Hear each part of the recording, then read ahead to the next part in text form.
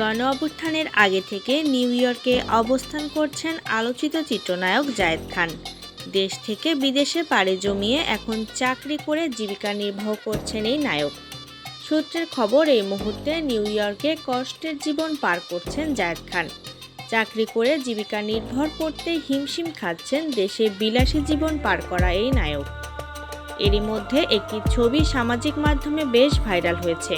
ছবিতে দেখা যায় নিউ ইয়র্কের রাস্তায় দিনমজুরের কাজ করছেন জায়েদ।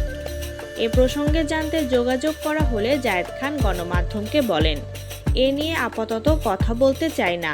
সবসময় মানুষের একরকম সময় যায় না, শুধু এটুকু বলবো, সবাই আমার জন্য দোয়া করবেন। চলচ্চিত্রের আলোচিত মুখ জায়েদ খান দীর্ঘ সময় ধরে যুক্তরাষ্ট্রে অবস্থান করছেন।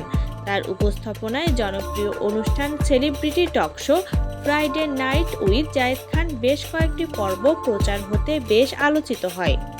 এর মধ্যে আহমেদ শরীফ, নুসরাত ফারিয়া, মাহিয়া মাহি, কাজী মারুফ, তানিয়া আহমেদ, শাহরিয়ার নাজিম জয় সহ অনেক তারকাই তার অনুষ্ঠানে হাজির হয়েছেন। বিদেশের মাটিতে বেশ সুসময় পার করছিলেন জায়েদ খান।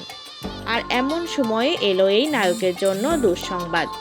তবে কি সেই দুঃসংবাদ? এই নিয়ে আপাতত কথা বলতে নারাজ বাংলাদেশ চলচ্চিত্র শিল্পী সমিতির 3বারের নির্বাচিত এই সাধারণ সম্পাদক।